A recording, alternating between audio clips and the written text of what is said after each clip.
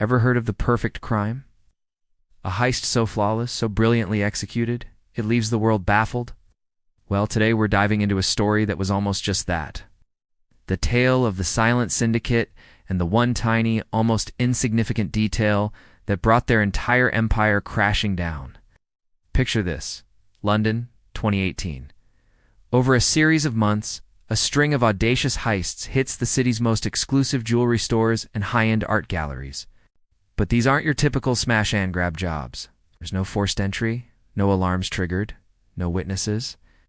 It's as if the culprits simply teleported in, took what they wanted, and vanished. The media dubs them the Silent Syndicate. Scotland Yard is stumped. They have zero physical evidence, no fingerprints, no DNA, no fibers. The criminals are ghosts. The heists themselves were masterpieces of planning. The targets were always places with state-of-the-art security systems. The syndicate seemed to know the exact blind spots of every camera, the precise timing of guard patrols, and even the secret codes to disable laser grids. It was clear this was an inside job, but every employee at every location was vetted and cleared. The police were chasing shadows. The total value of stolen goods climbed into the tens of millions, and the pressure was mounting. The lead investigator on the case was a detective named Isabella Rossi. She was old school, a firm believer that every criminal, no matter how smart, leaves a trace. While her colleagues were buried in digital forensics and security system schematics, Rossi was doing something different. She was rereading witness statements, not for what they saw, but for what they *DIDN, single quotes TI*C. She was looking for the absence of things, the negative space in the crime scene. Weeks turned into months. The syndicate hit again, this time a private vault holding rare diamonds. Again, a perfect crime. The owners were devastated, the insurance companies were panicking, and the police looked incompetent. Rossi was on the verge of being taken off the case. Her superiors wanted a new approach, but she begged for one more week. She felt she was close, that she was missing one tiny piece of the puzzle. She decided to revisit the crime scenes herself, long after the forensics teams had packed up. She walked through the empty galleries and the silent jewelry stores. Trying to feel the space, to imagine the movements of the thieves, she stood where the display cases once held priceless necklaces, where the walls once displayed famous paintings. Nothing. It was maddening. Then she noticed it.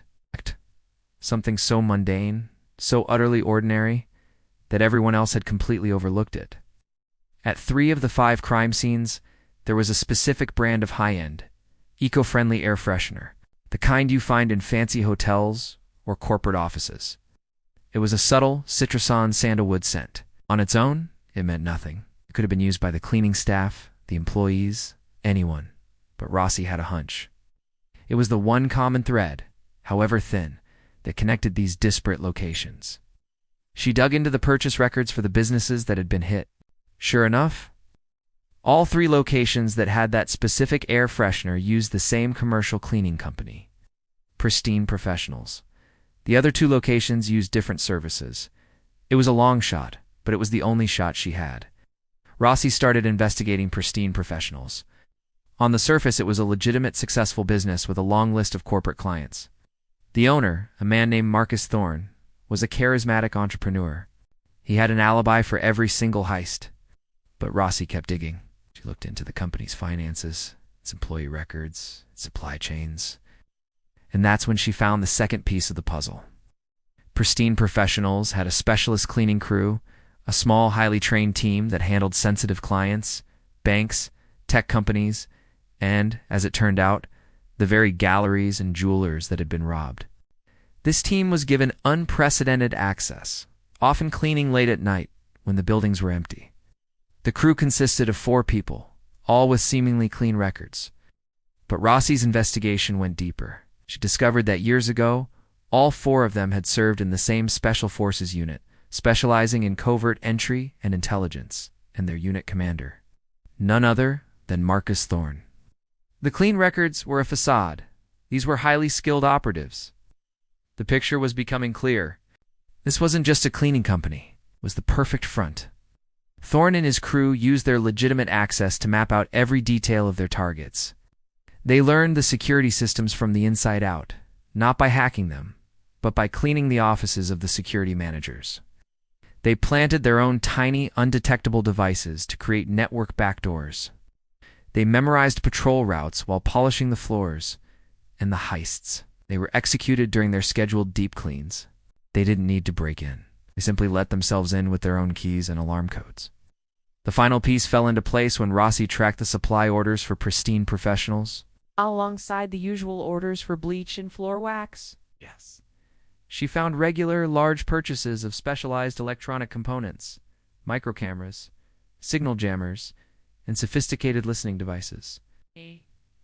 Thorne was using his cleaning supply company to launder the purchase of his spy gear. But what about that air freshener? Here's the secret that unraveled everything. Marcus Thorne had a rare, severe allergy to common chemical dust. During the heists, the team had to disable the advanced ventilation systems to avoid triggering dust particle sensors. This made the air stuffy and dusty, which could trigger Thorne's allergy. To counteract this, he insisted on using that specific high-end, hypoallergenic air freshener to keep the air clean enough for him to operate without sneezing or having an allergic reaction. It was his one personal weakness, his one little creature comfort, that he couldn't go without.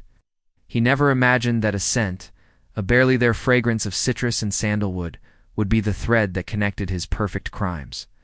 He had planned for every camera, every laser, every guard. He had contingency plans for his contingency plans. But he never planned for the nose of a detective who trusted her instincts. Armed with this evidence, Scotland Yard moved in. They raided the headquarters of Pristine Professionals. They found not only a significant portion of the stolen goods hidden in secret compartments, but also a complete operations center in the basement. Blueprints, security schedules, and plans for future heists were all laid out. The silent syndicate was silent no more. Marcus Thorne and his crew were arrested. In court, the evidence was overwhelming. The story of the air freshener became the centerpiece of the prosecution's case. It was a powerful lesson. No matter how perfect the plan, human nature always leaves a mark. A need for comfort, a small vanity, a personal preference. In this case, it was the smell of success that ultimately led to failure. So the next time you hear about a perfect crime, remember the story of the silent syndicate. Remember that sometimes the biggest secrets are hidden in the smallest, most ordinary details. And sometimes, all it takes is one detective willing to follow the scent. Thanks so much for watching. If you enjoyed this deep dive into the world of criminal masterminds, be sure to hit that like button and subscribe for more stories like this. Let me know in the comments what you think was the syndicate's biggest mistake. See you in the next one.